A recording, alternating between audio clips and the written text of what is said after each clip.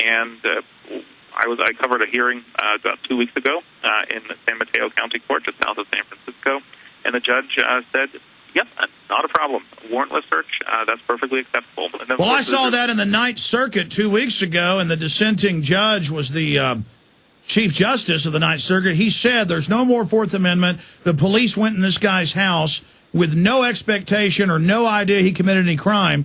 I mean, it's just they're blasting past the Fourth Amendment, and I think people are just too calmly accepting this precious hedge of the Bill of Rights and Constitution, is there for a reason. And every time governments go over that edge, they slide all the way to the bottom. The courts have it's almost like the Bill of Rights has become the word lawyers use is untethered from its actual language. Courts' interpretations don't really track what the Constitution says in many cases. There are exceptions. There are loopholes. I mean, you had the Supreme Court yesterday in the Second Amendment case, the McDonald case. I unfortunately wasn't there, but I read the transcript in its entirety, and you had the block of liberal justices saying, "Well, we may have to extend the Second Amendment to the states, so states can't infringe your right to keep and bear arms, but we'll make it a really weak right that can be infringed anytime the state government." Exactly. This is being billed as a pro-gun ruling, the one a year and a half ago, and now the new one, because we haven't seen the ruling yet, but they're making noises from the court watcher's perspective, and they're saying, you got a right, and the right is we can take your guns. And the sad thing is that so you have a right, but it's a really weak right. Maybe you can keep a single, or maybe you can keep a 12-gauge single-shot shotgun in your house, but it can never actually leave the house. I mean, you can imagine you have the right, but the right is so small it may as well not even exist. And you didn't have any justice, unfortunately, not even Justice Scalia talking about the actual text of the Second Amendment, which is it shall not be infringed, which sounds pretty clear to me. Well, we know what the founders said. We know what the state constitutions say. We know what the common law practice of the Second Amendment is. It's Vermont-style open carry, and they started out in the 60s, let's stop felons, and all that did was make the felons safe to rob and rape the public in Chicago and New York.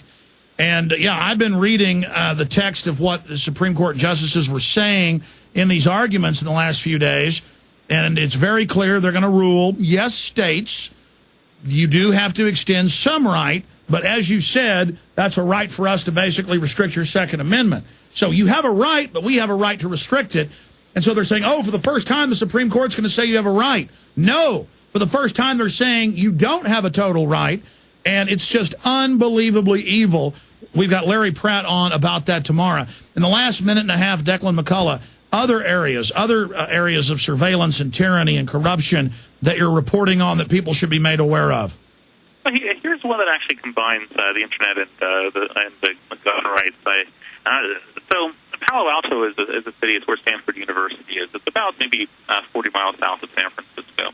And you may have actually covered this. There was one of the police detectives in East Palo Alto apparently posted a note on Facebook threatening to kill anyone he found openly carrying a handgun, even if that person's carrying it perfectly legally. This is open carry, and so I wrote about that. It was an interesting story. You can find it on news.com. But even under California law, Sacramento hasn't gotten around to restricting this yet. It's generally legal for California residents to carry handguns openly as long as they're unloaded.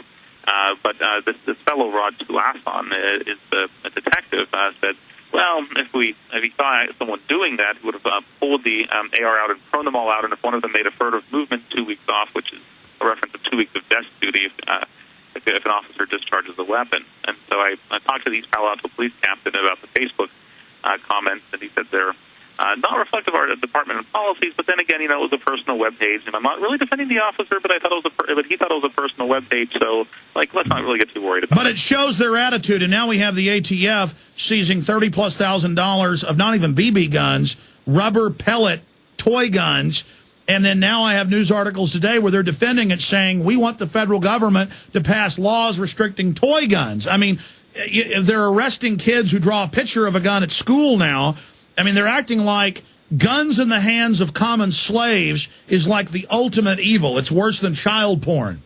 Well, I mean, we're going down the path that Great Britain has already taken. I mean, we should ban even toy guns because that might give people the idea that guns are okay. It's perfectly clear. And there's no real lobby to support toy guns, so they may get away with it. Declan McCullagh, amazing information. Thank you for spending the last 45 minutes with us. We'll talk to you again in the near future. Folks can read your great work at the CNET News website or news.com, as you said. Take care. Thank you much. All right, there he goes, ladies and gentlemen. We're going to come back, get into some financial news. Next hour is going to be completely jam-packed. I'm covering all this news and the cybersecurity bill. I mean, it's on every subject. It's all coming up. Before we go to break, I want to thank some of the sponsors that made today's radio show possible. One of them is eFoodsDirect.com.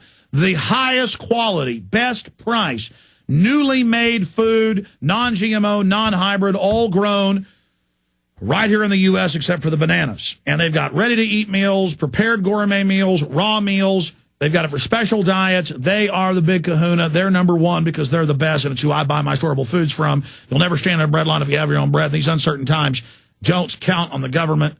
Look at what happens in disasters and financial crises. You need to have a year's supply of food or a 6-month, a month, whatever. This stuff lasts for more than 10 years. eFoodsDirect.com, eFoodsDirect.com, or 800-409-5633, 800-409-5633. Also want to thank the great folks at Front Sight Firearms Training. You can get 5 days of firearms training, world-class, 5 days world-class gun training at Front Sight Firearms Training Institute and secure a 30-state concealed weapons permit. All for pennies on the dollar. Plus, if you act fast, the Millionaire Patriot will give you a free Springfield Armory XD pistol in the caliber of your choice. I believe now is the time for you and your family to be armed and trained to levels that exceed law enforcement military standards. No drill instructor or tough guy attitude. Find out more. Plus, there's a lot of cool free stuff and newsletters at frontsight.com. That's frontsight.com. It's not enough to just own firearms. You need to know how to use them, and this is the place to go, frontsight.com. We'll be back with important financial news and then a whole hour of news blitzing. Stay with us.